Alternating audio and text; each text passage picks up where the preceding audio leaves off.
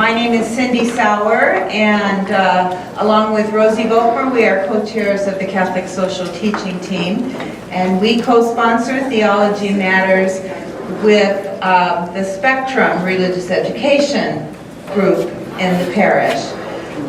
For those of you that are new to our parish, I want to just give you a little housekeeping note that the restrooms are through these double doors straight ahead to the wall and to your right. And we have some treats and water, and we want you to feel comfortable moving throughout the evening. The more you move, the less we have to do cleanup, so make yourself at home, please. And now Rosie Volkmer is going to lead us in prayer.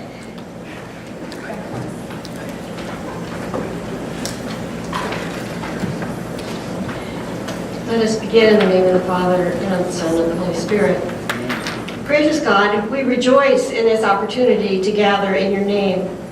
Tonight, please help us be especially attentive to the wise words of Pope Francis, who reflects in this way, that media can help us to feel closer to one another, creating a sense of unity of the human family, which can in turn inspire solidarity and serious efforts to ensure a more dignified life for all.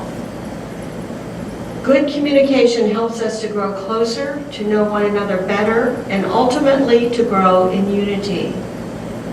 The internet, he says, in particular, offers immense possibilities for encounter and solidarity. This is something truly good, a gift from God. We ask that we learn tonight all the things that may help us better understand God's holy desires for our world, and guide us in ways to use social media to serve God and to serve one another. And we ask this through your Son, Jesus, and in response to the inspiration of the Holy Spirit. Amen.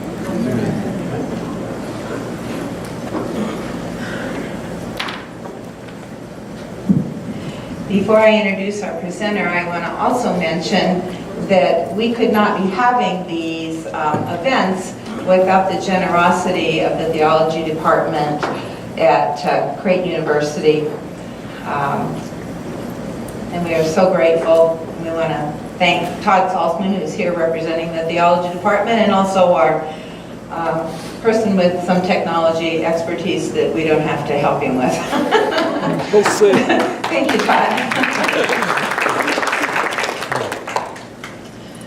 Our speaker tonight is Dr. Jeff Meshusky, and I want to draw your attention to this picture over here. God the Father reaching out to Adam. Our flyer picture for this, which some of you might have seen, is the same picture with the cell phone interspersed between the hands. I don't know if Dr. Jeff came up with that picture or Colleen, our DRE, but in any case, it's most apt. Very fitting. Pardon me? Very fitting. Okay, so Jeff works at Creighton University Department of Journalism, Media, and Computing. He specializes in media ethics, and prior to earning his master's and doctoral degrees, he worked in advertising, both in a management position in advertising and marketing. He teaches courses in advertising, media ethics, and media law at Creighton. In addition to authoring more than a dozen articles on media ethics, he's the author of Thomas Aquinas on Persuasion, Action, Ends, and Natural Rhetoric. He is currently at work on his second book, which examines how the virtues may aid us in managing our digital lives.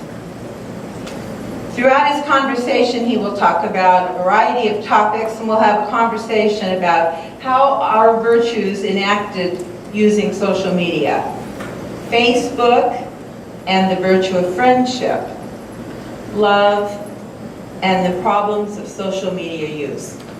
We promise plenty of time for question and answers, and I give you Dr. Jeff Meshusky.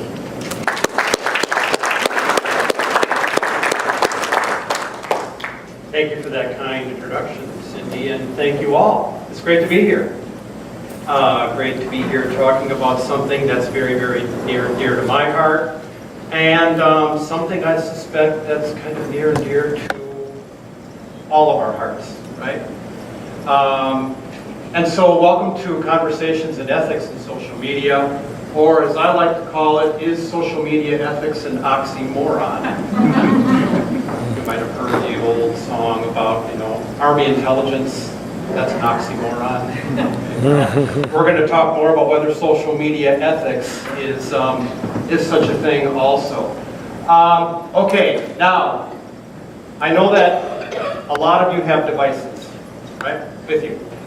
So before we get started, I've got a little survey for us all to participate in. So, if you have a connected device, whether that be a smartphone, tablet, what have you, please right now go to www.menti.com, and then when you get there, put in code 192294.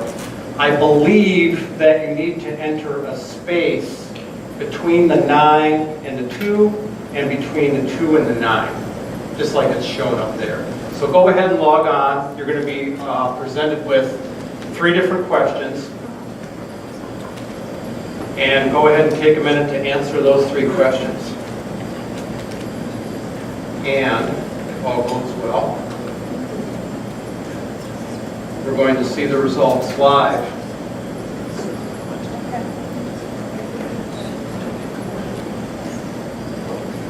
So the first question is asking you, on a typical day, how much time do you spend on Facebook?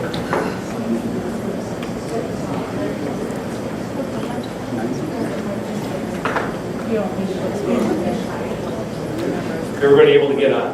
No space. Oh, so there's You no don't need space? space. You don't have to put a space in. Okay, sorry about that. So forget the space between the numbers that you use as the password. Did you get on? If you take a look at some of the other questions we've got, I can't get on. Can you hear me now? there quite yet.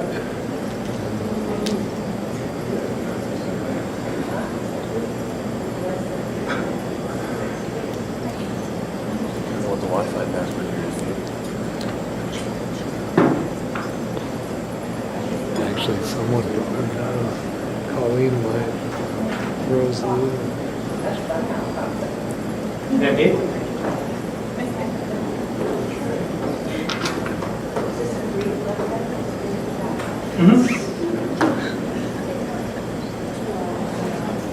It's free in terms of they allow you 3 questions, and then you also have a certain number of respondents that you're allowed to have. I think on this particular website on Menti, I believe you're limited to 50 respondents.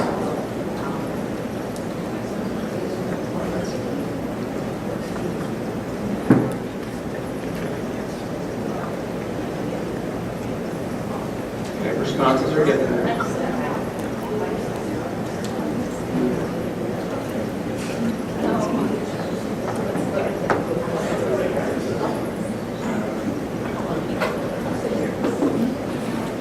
So thus far, to kind of summarize what we're seeing in terms of response, we have about 6 people who are on Facebook more than 1 hour per day, and 9 people who are on Facebook less than 30 minutes a day, with most being less than 30 minutes.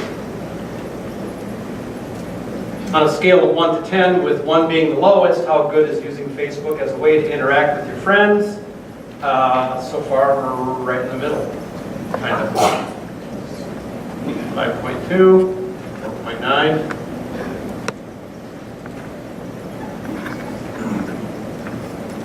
Have you stopped following someone on Facebook because they didn't engage with you?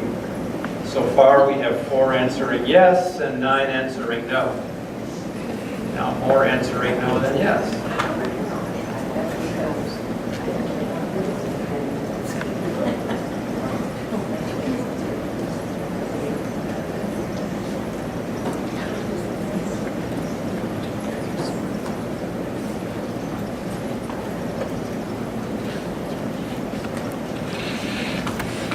Anybody still voting?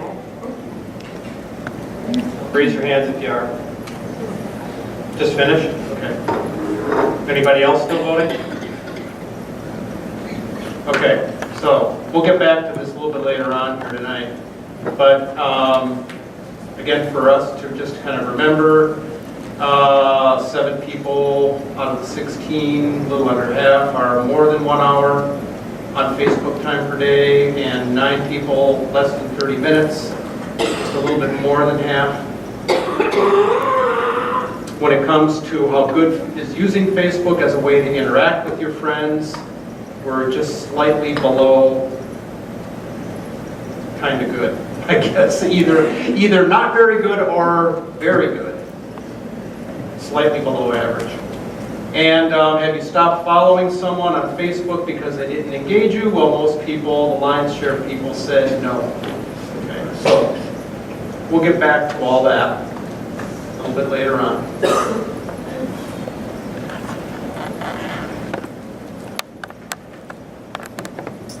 Okay, back to our presentation.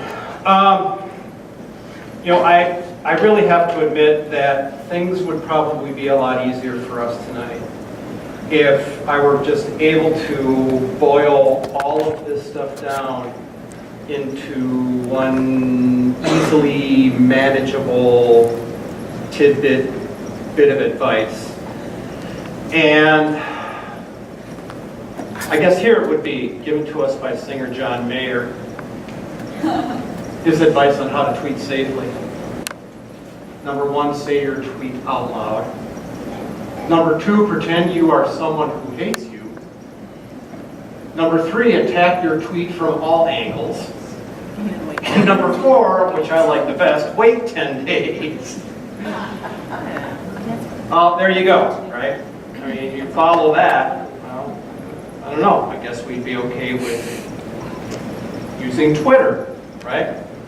Or maybe not. Okay. But as we're going to get into as we're going to see a little bit later, one of the problems, of course, is that, well, the technology is such that we can't wait 10 days, right? I mean, for a lot of us, we can't wait, a minute or 30 seconds, let alone 10 days, right? Okay, so why are we here? Well, here's why I think we're here, okay? How many of you have smartphones, digital devices? Raise your hand, that are connected to the web, all right? How many of you use social media, whether it's Facebook, Instagram, Twitter? Fair number of you, right? Well, right now, Facebook has approximately 1.7 million monthly active users. Now, of course, Facebook started in 2005, and it saw some exponential growth within the last 10 years. Growth is starting to plateau off a little bit, but 1.7 billion is still a pretty respectful number. Snapchat has 1.6 billion monthly active users, my daughter included. Instagram has 700,000 monthly active users. 700 million, thank you. And Twitter has 310 million monthly active users. So one reason why I think we're here tonight is that's a lot of people, right? And you don't need to be good at math to figure that one out, right? But here's where things, I think, get even more compelling. When you consider this, okay? Right now, there are approximately 2.6 billion smartphones in use in the world today, okay? That number, according to some researchers, is going to increase to 6.1 billion 3 years from now, 2020. Now, if you follow population projections, that 6.1 billion, hold on, will amount to 80% of the world's population.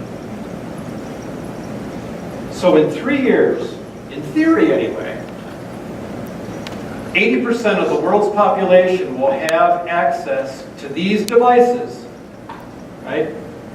Which you carry around with you all the time, sometimes 24/7, which also do a very, very good job, some would say too good of a job, at accessing things like social media, right? That's why I think we're here tonight, is because in my eyes, man, that's power, right there, okay? And Rosie was talking earlier about, this ability that we have to communicate. 80% of the world being able to communicate with each other instantaneously, just like that. That should be something that should be concerning to all of us. Okay? And really, when we talk about social media, and I should preface my talk here also tonight by saying, you're not going to be hearing me, stand up here for the next hour trashing social media, telling you how bad it is, and oh, it's an evil, stay away from it, and all of that. Nor am I going to tell you how great it is. Okay? I think a lot of us are already familiar with how great it is at connecting with people, right? And over great distances. And instantaneously. And connecting with people who you might not ordinarily connect with. Maybe people that you've lost track with over many, many years. All of a sudden, those very same people get to be connected very, very easily through things like Facebook and Twitter and Instagram, okay? And so the kind of connections that you can forge with this media is pretty compelling, as a lot of you know. And, if you're a Protestant church in Germany, well, you tweet live during Mass. I'm not quite too sure how they make this work. But they've established a reputation for themselves for being social media users right during the sacrament itself. Okay. Now, as a lot of us know, some of these connections that we're talking about, may not be as desirable as connecting with long-lost friends over Facebook, or, if we think it's a good thing, tweeting during Mass. There are other aspects to this kind of connection, such as this. This is something you may have seen.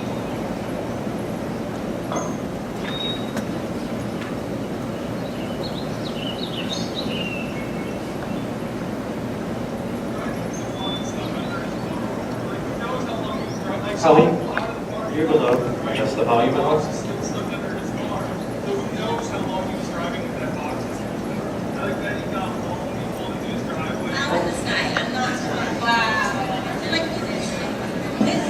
It's not all real.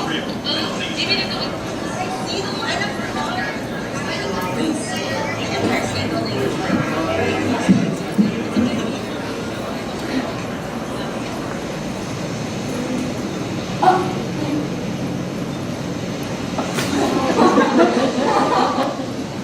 How many of you have seen something like that?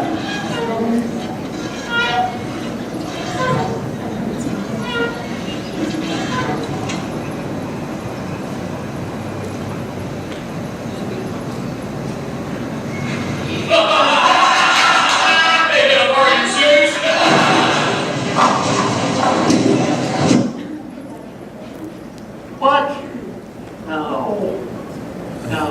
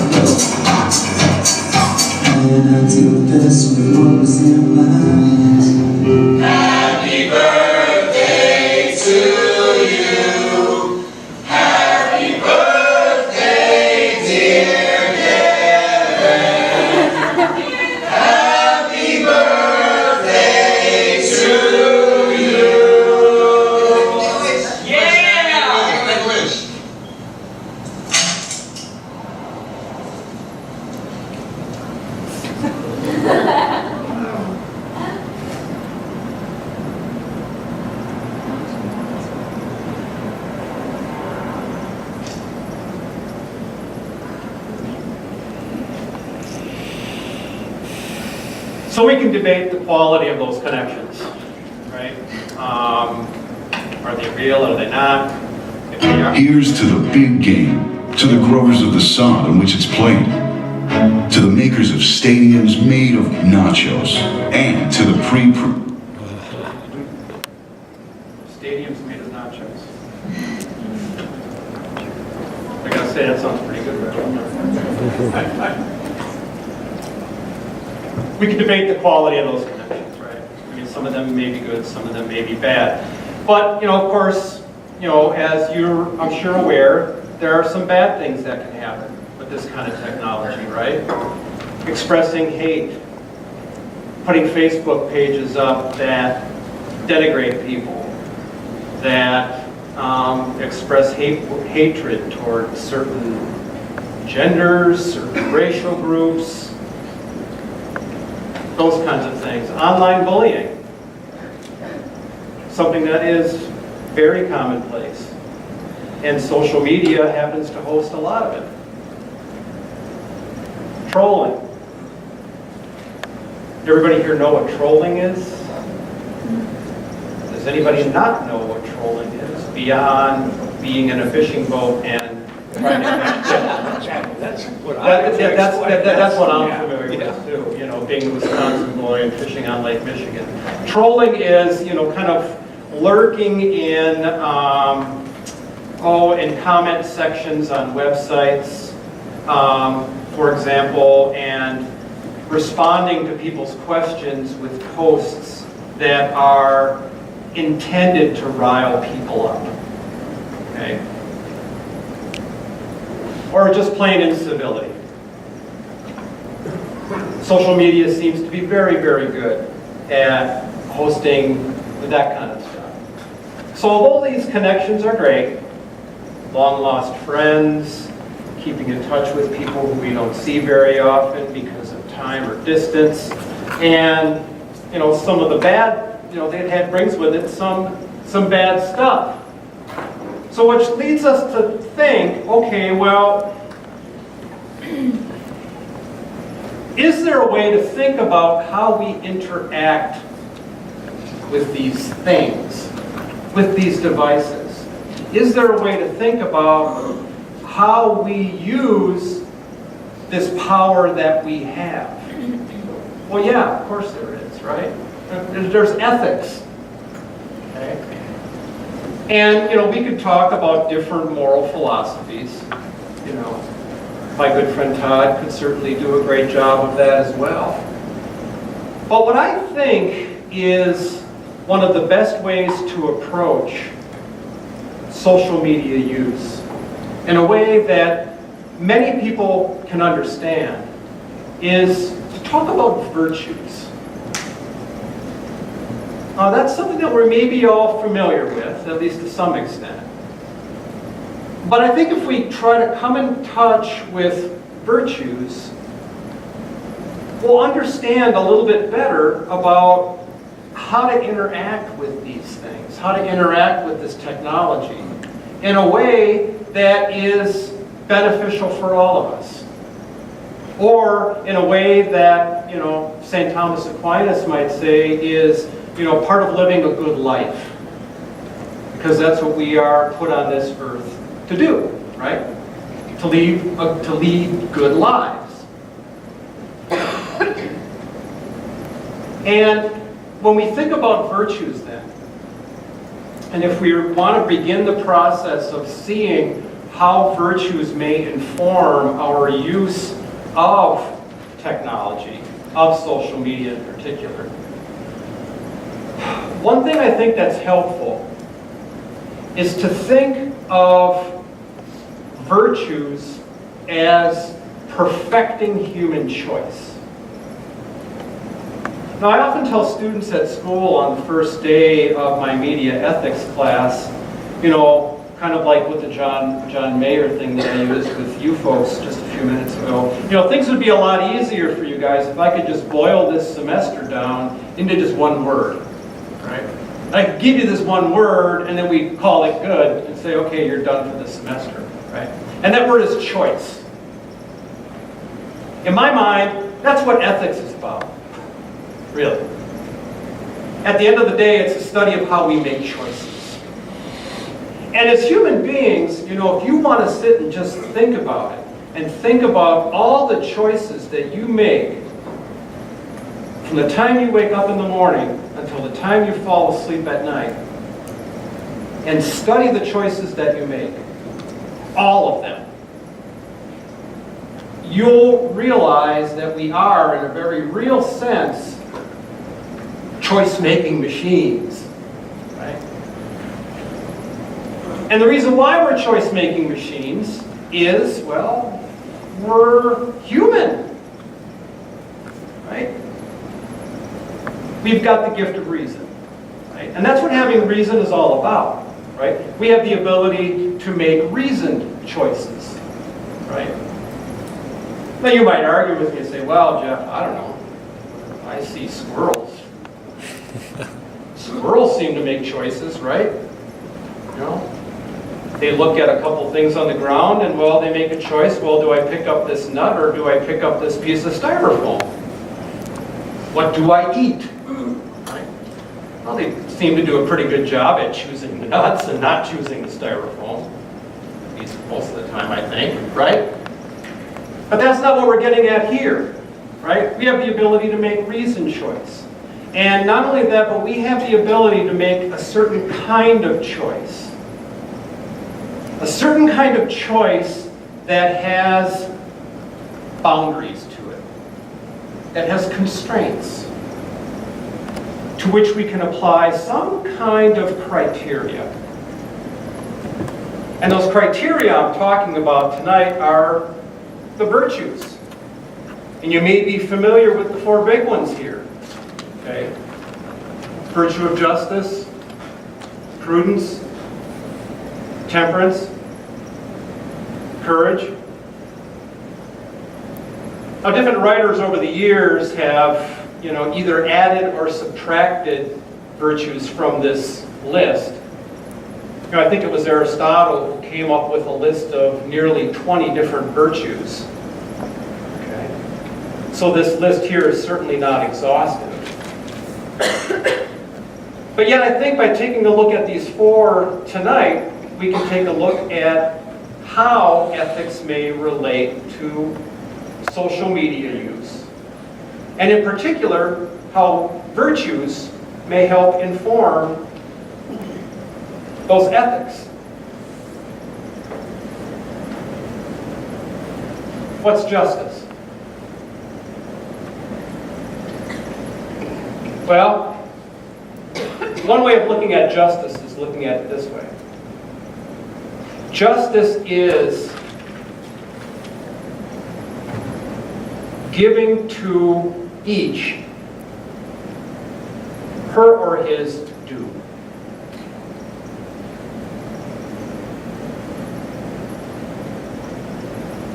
Now, Aquinas believed that justice was, in his words, a master virtue.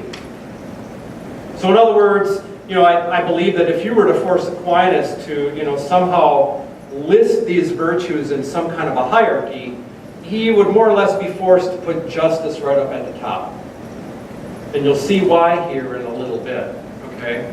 Well, we can think of justice in a lot of different respects, okay? And of course, you may be familiar with some of the more common ones, you know, social justice, economic justice. But what we're getting at here is just realizing that there are others around us. And these others around us are distinct human beings, just like us. And these others around us have their own ends that they should be allowed to pursue, right? And so it's just a simple matter of recognizing that we need to be responsive to others, or at least be sensitive to others. Which leads us to prudence.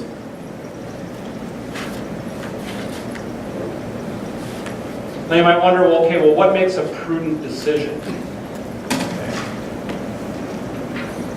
Well, one way to think of what prudence is to think of prudence as being right reason applied to action. Right reason applied to action. So in other words, having a fully developed sense of reason, a sense of reason that is tuned to good and bad, and then having the ability to apply reason, thus form, to action. And in this case here, to choice. Right? Now, the thing is that if done correctly, prudence will have elements of justice already baked into it. Right? Because if you apply right reason to action, well, part of that right reason will be recognizing the existence and rights of others. And so, well, reason will be properly informed. What's temperance? Besides, the obvious, I guess, which is, I don't know, avoiding alcohol. Some of us think of the temperance movement, right? Well, one common way to think of temperance is to maintain a course of action, that is to say, a correct course of action, i.e. a good course of action, when faced with something pleasurable. All right, now we're starting to get to the nitty-gritty here, right? Insofar as I think, anyone with a smartphone out there will have to agree, boy, these things are pleasurable, right? And like you saw in that video, I forgot my phone, boy, sometimes maybe even too pleasurable, right? But how do we maintain a correct course of action when we're faced with pleasure like this? And for some of us, it's not an easy thing to do, right? I mean, there are some who believe that there are such things as social media addiction, internet addiction, online gaming addiction. And of course, there are some psychologists who say, well, all that addiction talk, that's a bunch of nonsense, because none of this stuff meets the diagnostic qualifications of being considered addictions in the proper sense. But if any of you have ever had a teenage boy and tried to pry him away from his beloved PS3, right? Boy, that's not easy, right? Now, temperance has a mate, courage. Now, much like temperance is the ability to maintain that correct, good course of action when faced with something pleasant, courage, on the other hand, is doing the same thing, maintaining that correct course, that good course of action, but doing so when facing something that's not pleasant. Something that's burdensome, something that you don't like to do. And of course, that's why we refer to people who have the ability to do that as people having courage. Okay? Now, I've talked enough. All right? I want to hear something from you because, of course, these are conversations after all, right? Now, I'm sure you've thought about justice. Right. Is there justice in social media? Do we see that? And what does it look like?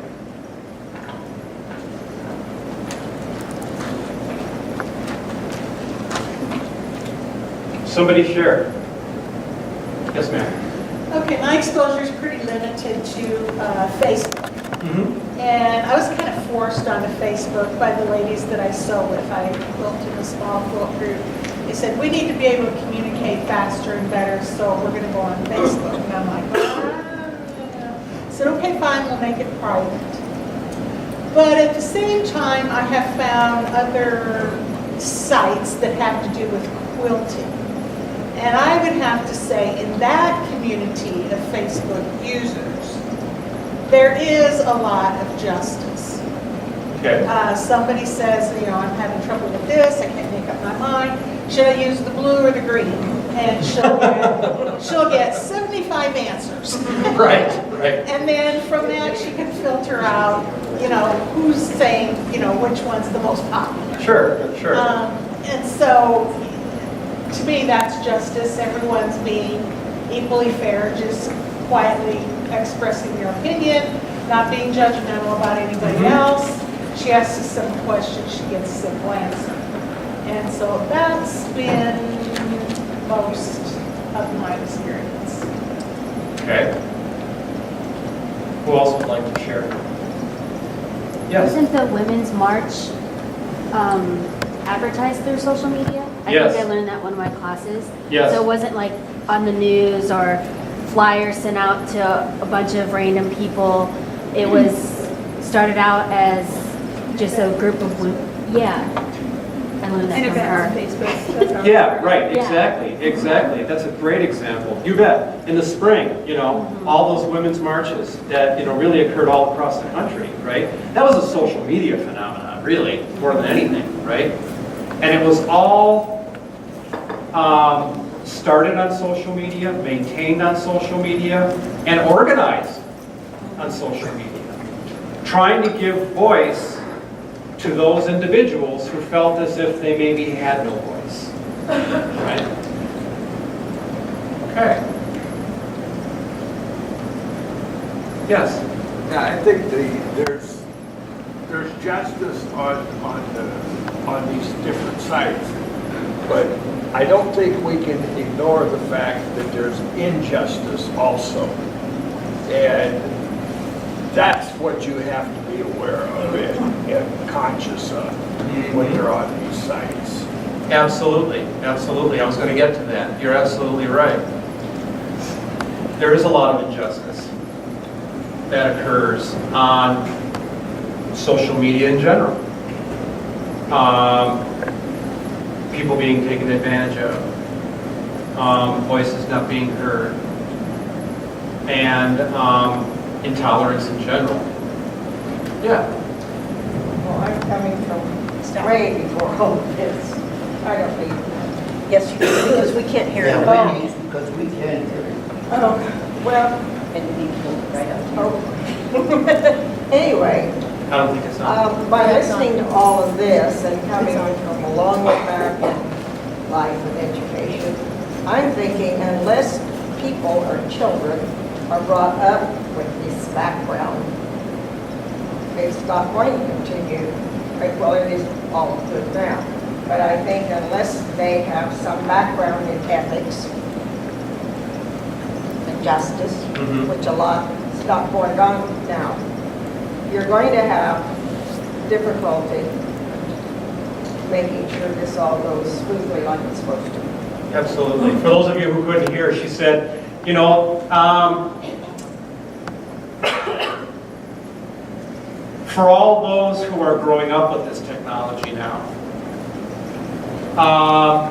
who I guess, you know, some of the media types out there would refer to as digital natives, they're going to need to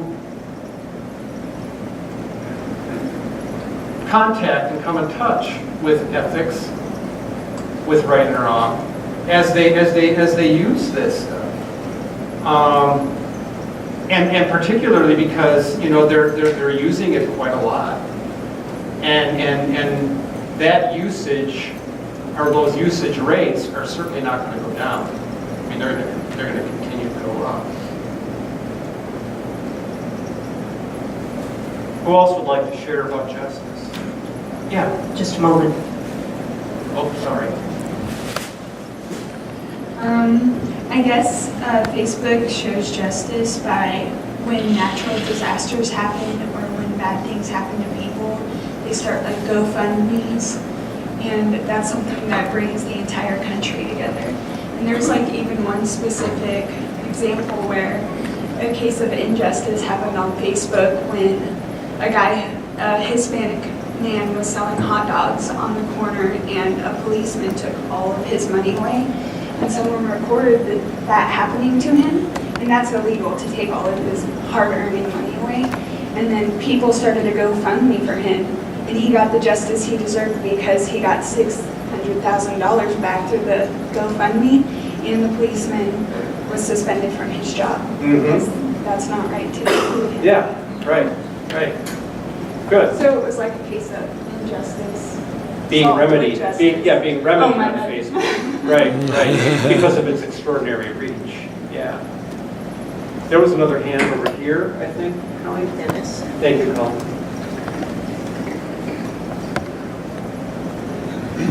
Unfortunately, a certain amount of the content of social media and the participation in social media is by what appear to be illiterate, profane people who need to make an anonymous put down of somebody else, having no qualification. You have no idea who they are, they just have made their point and they can disappear. Right. No questions asked, and you can't find them again. Right, absolutely. They're very good at being able to express some stuff that's not very appropriate, not very acceptable, and not very good, right? And of course, one of the problems with that is that Facebook and really social media in general, and I guess of course the internet as a whole, is this vast, kind of still this vast untamed wilderness, right? Where there really is no one sheriff to keep things under control, right? And the internet is supposed to be this place of free expression and uninhibited communication. Well, that's certainly the downside to it, right? Is there prudence?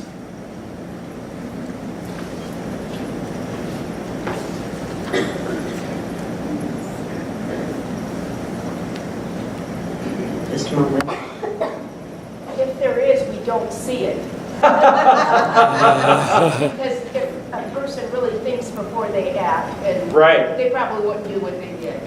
Yeah, absolutely. I have one example myself. My best friend lives in LA.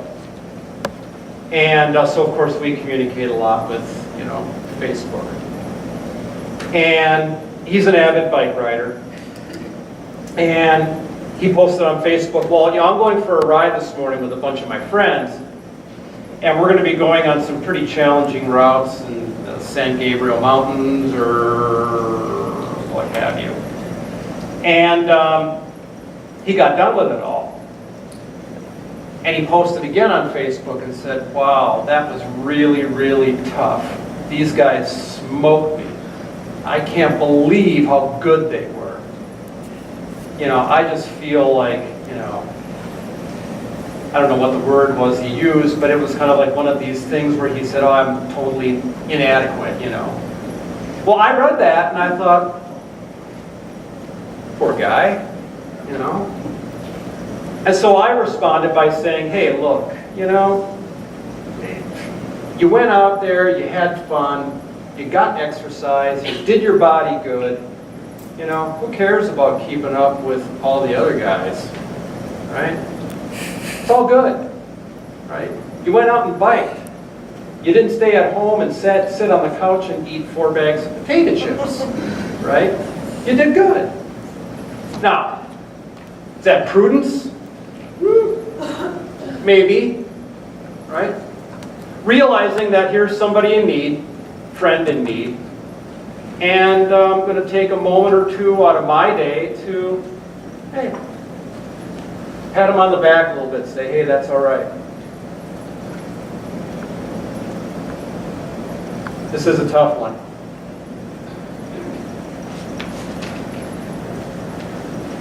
Let's go to something a little easier, I think.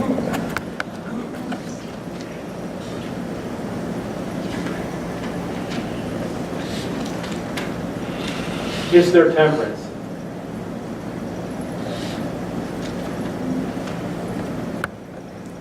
Is there the ability to to maintain that course of action when being faced with something pleasant.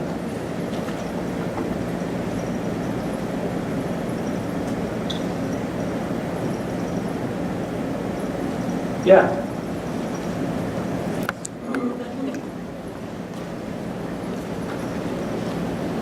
I think temperance comes up a lot with people who are in relationships and when they have random people inboxing them things that they shouldn't, you know, and I think that couples who have a good communication system and who are actively, you know, explaining to the partner this is happening, I think that's when temperance comes up. It shows whether you're going to make a good decision or whether or not you're going to risk it all and ruin your relationship over social media. So I think that's where temperance comes in. Right. Absolutely.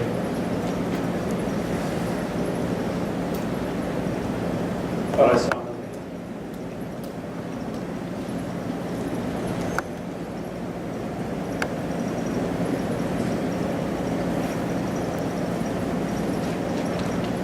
I see this happening a lot with a lot of college students who, you know, like to go out and have fun. Maybe sometimes a little too much fun. And then feel the need to share this fun on social media. And I've seen it myself. You know, wow, I didn't know she was that kind of girl.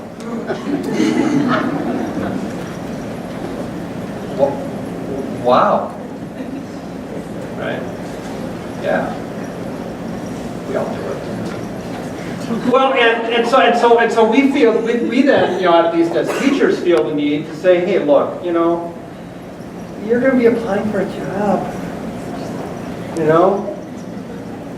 And maybe you ought not to be so eager to go fishing for likes, right? To go out there and tell all your friends, you know, hey, this is me having a great time. Boy, isn't this great? You know? Because you're going to be, you know, dealing with a future employer, many of whom nowadays look at social media accounts, and you may find out, oh boy, they didn't like what they saw about me, right? It's their courage.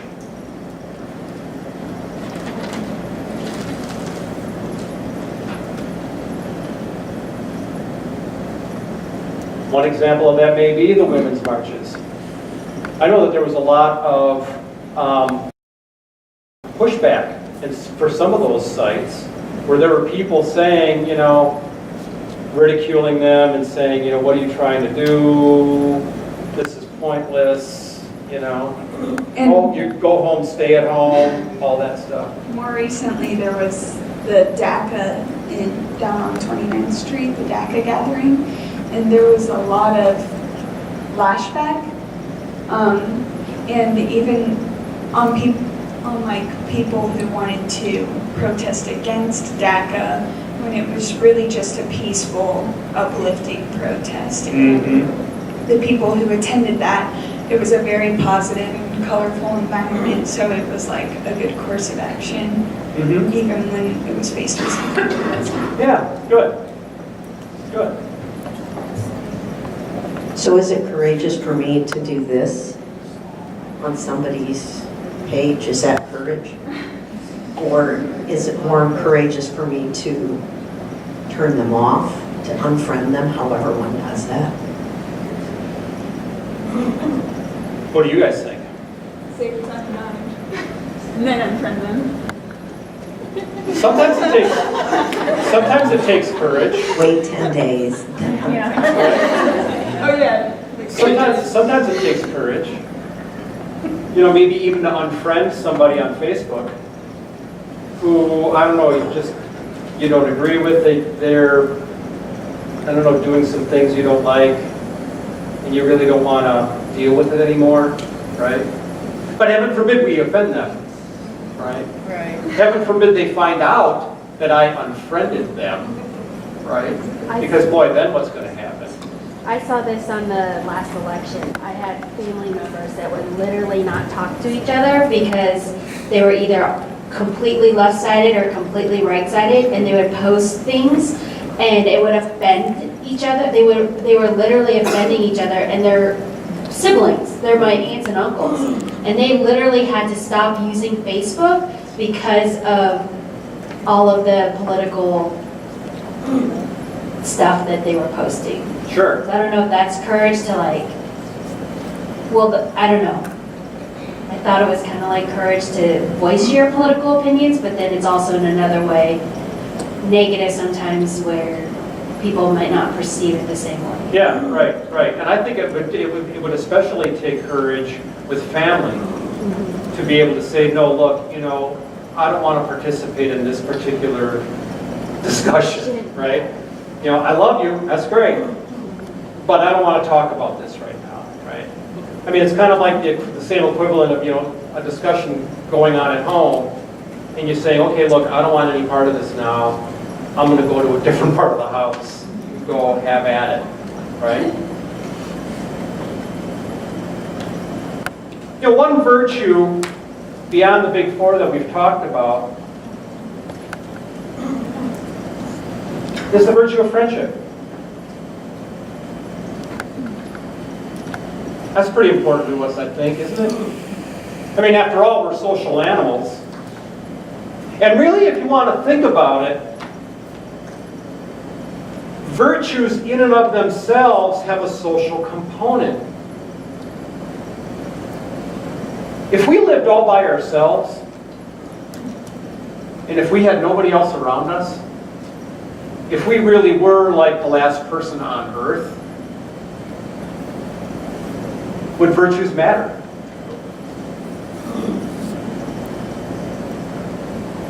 I don't know. But again, virtues do have that social component. And you take a look at friendship. Aristotle took a look at friendship quite a bit and wrote a lot about the virtue of friendship. So it's to him I'm looking toward right now. He said, there are different kinds of friendship that are out there.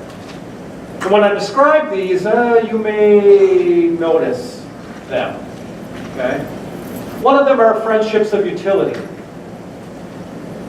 These are friendships that are formed which have a basis in something being done for someone else. Right? So if you give my kids a ride to school every morning, well, then we're friends. Right? Then there are friendships of pleasure. These are friendships that have a basis in pleasure. Right? Oh, Father's always very funny. So, we know you're funny. But, we're friends. But if you cease being funny, I don't know. Right? Or maybe you're friends with someone because there's some other kind of pleasure that they bring to the relationship. Right? Then there's a perfect friendship.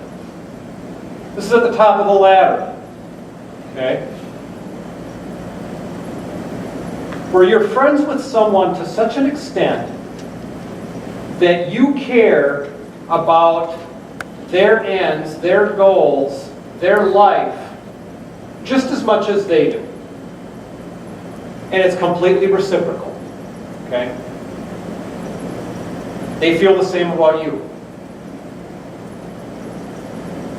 And one simple way to think of perfect friendships is to think of that, four-letter word, love. Okay?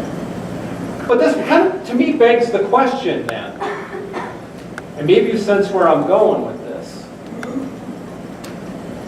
What does it mean then to be friends with somebody on Facebook?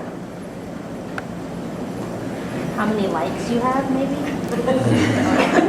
My neighbor got upset about that. She posted something for our neighborhood, and she's like, only 32 people responded, and I know that there's over 300 on the Facebook thing, and she got really upset that she felt she wasn't as perceived as friendly to the neighbors, and I'm like, Leslie, it shouldn't matter, like, Yeah. I didn't think it was a big deal, but she seriously took it as she had no friends in the neighborhood. Absolutely. Because they didn't like her post. Absolutely, absolutely. Or I've been there, I'll freely admit this, okay? How many of you have posted something on Facebook and you thought to yourself, "Man, this is good. Oh, I like this," right? You put it out there, crickets. Yeah, exactly. It gets to the point, you're right, it gets to the point where it's like embarrassing, right? It's like, you're a comedian and you told a joke and man, it flopped, right? No, I'm just basing on what you're saying here. Yeah, you've been there. But here's the funny thing, right? Well, they friended you. I don't know, are they a friend?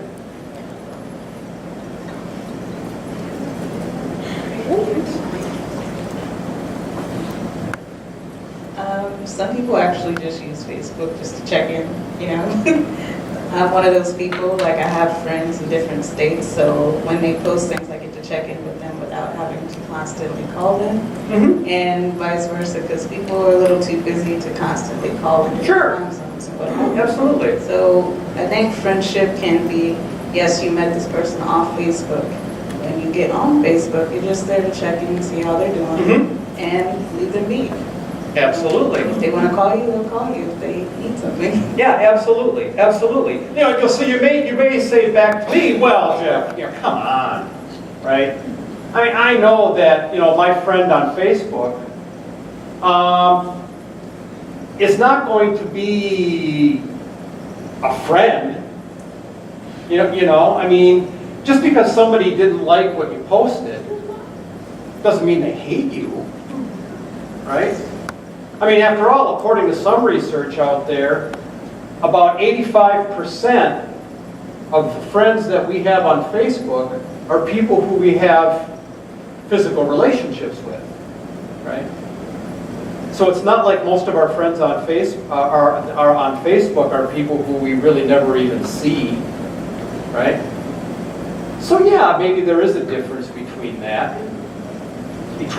kind of friendship as it's constituted physically versus as it's constituted on Facebook. But yet there are those expectations there, at least for some of us, right? Where we have certain expectations for how this friendship thing is going to work, right? And if you don't check in a lot with me, well then, I don't know, that may not necessarily make me feel very good, right? Can love be expressed using Facebook?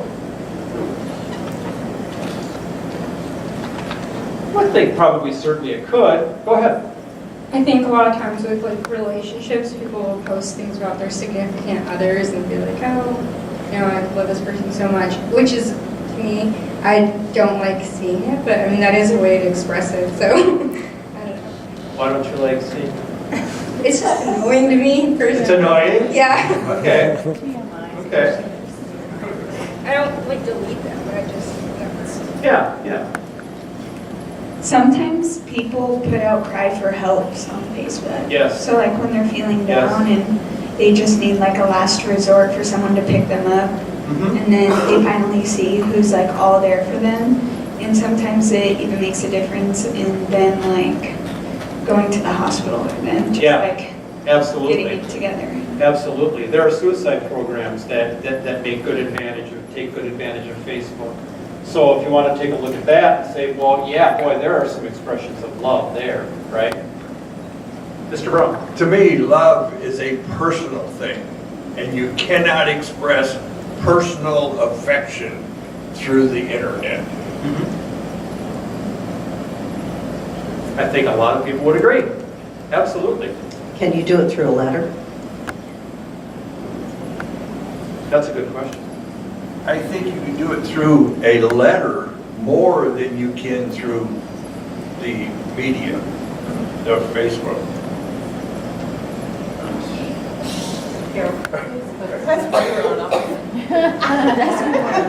No, there are many times, there are some times when someone expresses something, and I will say, you know, you're in our prayers and we're sending our love. So I would say that was kind of expressive. Absolutely, absolutely.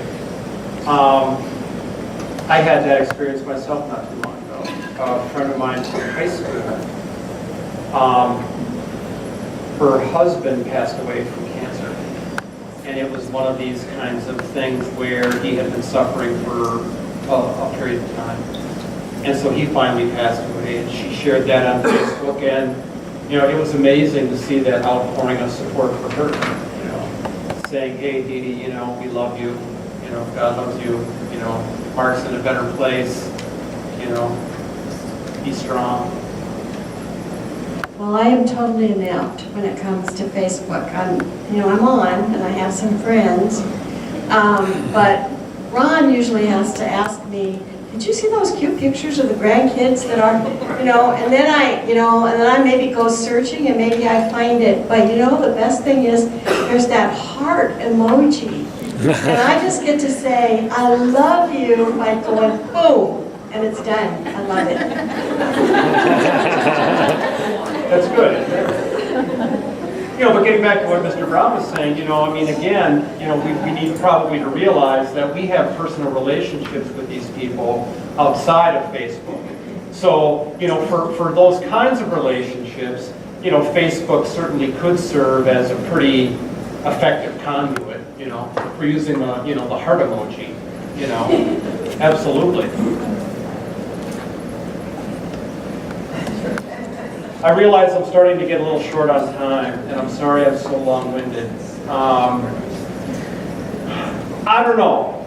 Here's what I think. Okay, well, I've been saying what I think the whole time. But you know, of course, the professor in me, you know, feels, well, I need to give you some advice, right? Well, I think you should try being tortuous, right? It's this amalgamation between tweeting and virtuous. Yeah, I know. I don't know that it was really that successful, you know. I debated on whether I should pitch that just before I came, but I thought, no, I can go with it. What's that? Okay. Really? You're going to have to repeat what she said. None of us heard it. Say it again. Will you repeat what she said, please? Tortuous.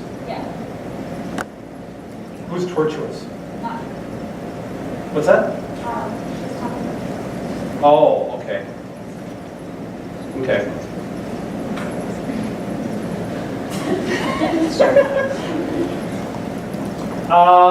Slow down. You know, that thing that John Mayer said at the beginning of all this, you know, wait 10 days. You know, it might seem kind of silly to say, right? But it's true. Slow down. It's really hard to do with social media, isn't it? Because, man, it is instantaneous. Someone responds to something that you posted, and boy, you've got to get them right back, right? You've got to respond right back, right? Somebody tweets something, man, you got to show that you love that tweet, right? Doesn't have to be that way, right? You know, as I like to say, one problem with social media is that it's biased against reflection because of the speed at which it operates. You don't have time to reflect, and more importantly than that, the technology is such that it's intended not to give you time to reflect. Now, I'm not trying to say that, you know, the makers of Facebook, you know, program parts of the website to make it impossible to reflect, and that's a good thing, okay? What they're trying to do is make the technology speedier and faster and easier to use. That's a good thing. But yet by the same token, it's a bad thing, right? Because you don't really have time to sit and to think and to slow down. Use that time to reflect. Reflection is something that's very important for us, particularly as Christians, right? Reflect inward.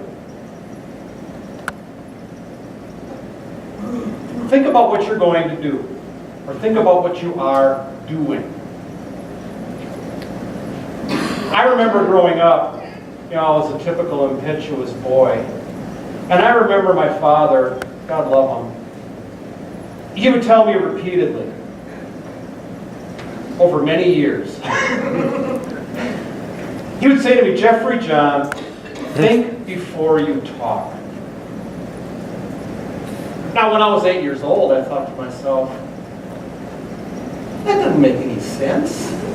Well, of course I think before I talk, right? And I got a brain, I'm thinking, and I'm talking, right? And I had to tell him not too long ago, Dad, I'm sorry. I'm really, really sorry. But it took me like 50 years to finally figure out what you were saying. God, you were right.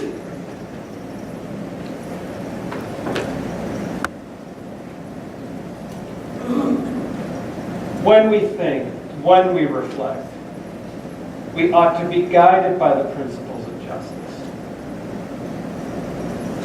We ought to think about that other person who's not there with us, right? Which is also, of course, one of the main problems with this technology. It's asynchronous, right? We're divorced from that other being, that other person, in space, and certainly more often than not time, right? In other words, they're not sitting right there, right? And of course, that aspect of the technology is, what some psychologists believe really helps facilitate things like bullying and trolling and, some of this other bad stuff that's out there. It's because we are divorced from that other person. But we should think about who those people are. We need to be clear with ourselves, as we were talking about before. We have friends on Facebook, yeah. But are those friends, are those relationships the same as friendship? Do those friendships resemble perfect friendship? And I guess more importantly, we need to be clear on what our expectations are. What are our expectations of others? When we post something, what are we expecting? Right? From these friends. And so we need to be clear with these expectations, and they need to be realistic.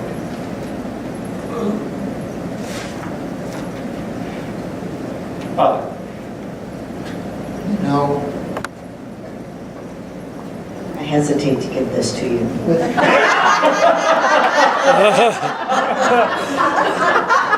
Thank you, dear. With my email existence, I know they're saying, what is he talking about? I have time to reflect. I don't know, I'm kind of ill at ease about the esoteric nature of tonight, like saying this is a new kind of existence. I mean, the principles that apply with human interaction in face-to-face physically, or through letter writing, or through email, or a letter to the Public Pulse.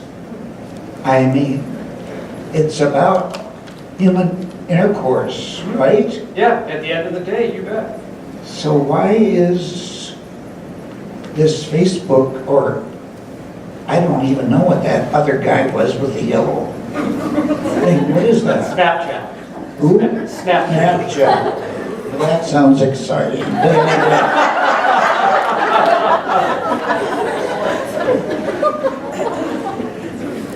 You know, why is there going to be people walking out here tonight saying, oh my God, this guy was really creepy, but why? You didn't even mention email. What happened to email? Some of us still use it. Sure, absolutely. And I can be hurtful or loving or looking for friendship. Absolutely. Absolutely. Here's the key difference.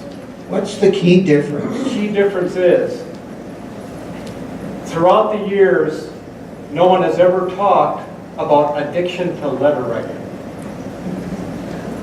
No one has ever talked about addiction to email. The problem is that these devices, as good as they are so compelling that we become wedded to them. To the point where there are people who just can't give them up. Now I'll submit to you that, you know, well, if I take your pen and paper away, and you may not like it, but there are people who virtually need to be hospitalized when you take this away from them. Now that's one key difference. I would say the other key difference is that when you post something on Facebook or Twitter or whatever, it's instantaneous. Absolutely. And it's seen right now, and you can't really take it back. Absolutely. And it's one of the things that I think has really become a problem, especially politically, because people just can't control themselves. There's a podcast called On Beat, or a Note to Self, and they did an experiment a couple years ago where they challenged people to take all the social media off their phones, and people did. They went through withdrawal. Yeah. So there is an addictive quality to it, and that's what's different to email. It's because it's instantaneous. Right. I mean, and that's not to say that because you know, as Father says, well, yeah, email is capable of expressing those same kinds of things too.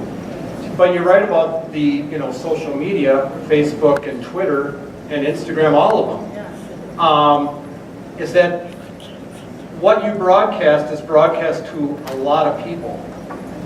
And it's broadcast to a lot of people very, very quickly. And they can repost it, and it can go out of control. So unless you keep your security settings pretty tight, friends of friends of friends of friends can send something that I sent that I only. So you just got to be careful. Absolutely. Absolutely. Well, I think a big problem is that many times they're done anonymously. So they have a different name, they use a code name, and so then you're not responsible then. You can say anything you want and there's no repercussion. And then it's very easy to be unkind and very easy to be Absolutely. Absolutely. It's very easy to be that way in this asynchronous relationship that you have, because you don't see them, and in some cases maybe you never will. And you're right, it's a lot easier to depersonalize someone when you can't see them like that. Absolutely. I've noticed too, like back to your letter writing, is a lot of kids nowadays use slang.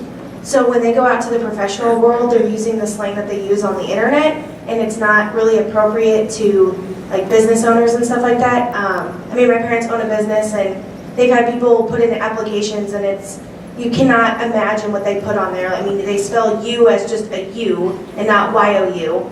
And it's just sad that our world's starting to decrease and they don't know how to letter write. They don't know how to properly send an email. It's all just a post and emojis and stuff like that. So that was something I noticed too. Yeah, right. And psychologists will take that one step farther and say, you know, the other problem is that, you know, getting back to the digital natives, is that we are educating people who can't think beyond, you know, 140 characters. You know, who can't think about things in a very in-depth way, you know, to synthesize something fully. Because they get so accustomed to, you know, sharing these bytes with each other. That might be all well and good. I mean, they do have communicative value, right? But yet they're not capable of communicating this, you know, nuanced ideas that, you know, other forms of communication are. You bet. Jeff, a central part of virtue ethics is looking towards exemplars or Right. role models. Right. Who would be our exemplars or role models for social media? And the reason I ask that question is because some of the people with the most power and the strongest voices, I don't have anyone in mind in particular, but they don't necessarily represent virtue or the good life. So where do we look for exemplars? Very good question.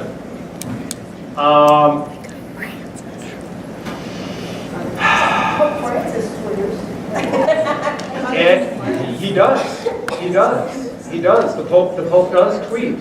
I think a lot of it has to do with, I'm 33, so I didn't grow up with all these cell phones and stuff that these young kids that I'm sitting next to that are my friends.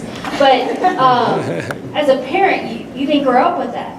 So I have a 5-year-old. When he gets up to teenage years, I won't know how to teach him virtues and ethics in his world. Right, right, right. So letter writing is different than email. Email's different than tweeting and Facebook. So right. maybe that's where, yeah, you can, it's not blaming the parents, but almost like they can't associate with what their kids are, how to teach it in their language or Right. with their world, Right. I guess. Right. I think part of the problem, Todd, is that there are very few models out there. And in some cases, there are really no models out there. When you were asking the question, what I was thinking of, and I guess I apply this to myself, at least most of the time. If I could share my tweet, not only share the words, but also perhaps the purpose of it with my 10-year-old daughter, or what if I could share it with my mom, would I be okay? Now, of course, the problem with that, again, is, we're dealing with technology that is instant on, right? And so there's so precious little time to do that. But I guess that would be my answer for models. You bet. Father? If we're a moral person, everything else will follow whatever media we use. Absolutely. Absolutely. Absolutely. Absolutely. If we're good people, if we're moral people, you're right. It won't matter, right?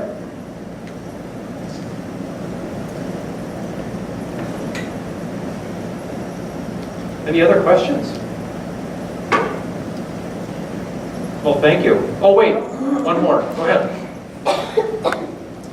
This may be changing the subject, but where does fake news fall in this discussion?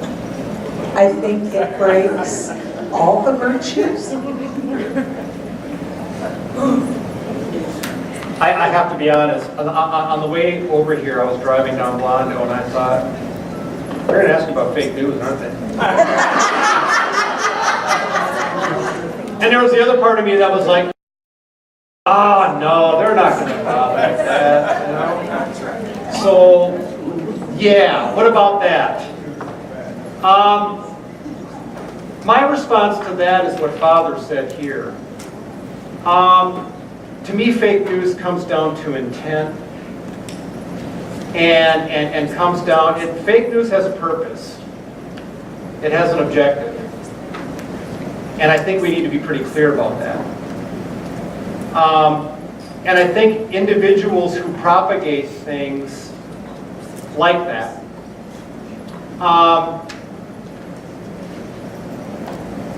have to ask themselves, you know, what it is they're trying to do, and have to live with themselves.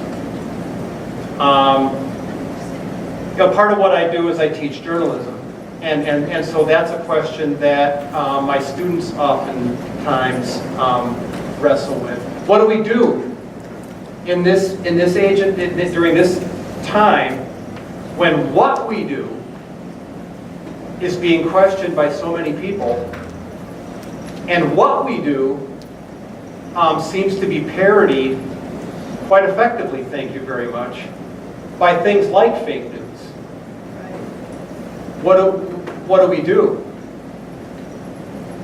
And they don't like my answer. Because what I tell them is, you know, you have to do your job. That's what you've got to do.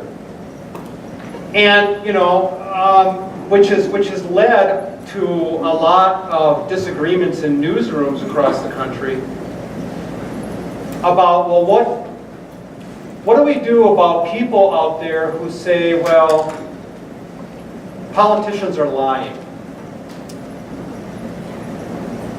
Should we, the news media, should we, the journalists, be reporting that? Well, one central problem with that is, well, you can't prove it, right? It may seem to be pretty straightforward that something may be a lie, right? But you don't know.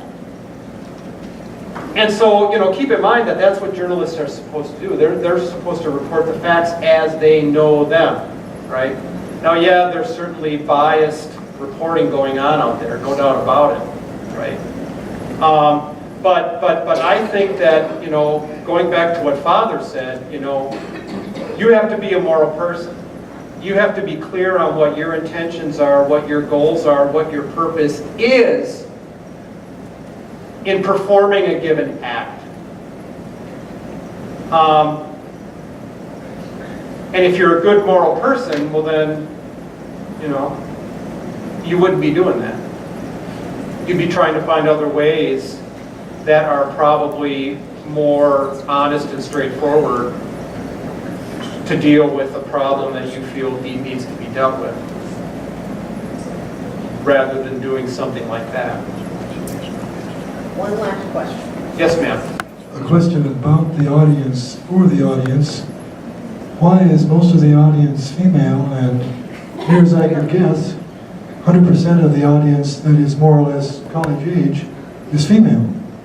Where's all the guys today? I got an answer to that. I got an answer. Social media use, some researchers debate this, but social media use in general tends to be biased more female. You want some rough numbers? On average, it's 70% female, 30% male. Now that may vary based on social media platform, you know. For example, I think males tend to gravitate more toward Facebook. Females, maybe less so. But then again, it all depends on age group also, you know. most older folks tend to gravitate more toward Facebook and less so to things like Twitter and Instagram. You know, but that would be my answer to that question. A more practical answer is, my name is Mike Mullen, and I'm a parishioner here at St. Pius, and I'm teaching a course on spirituality and peace building at the College of St. Mary. And I brought my class here to hear the presentation tonight. So since it's an all-women's school, I'm the only male who came with me. Well, thanks for shooting down that theory.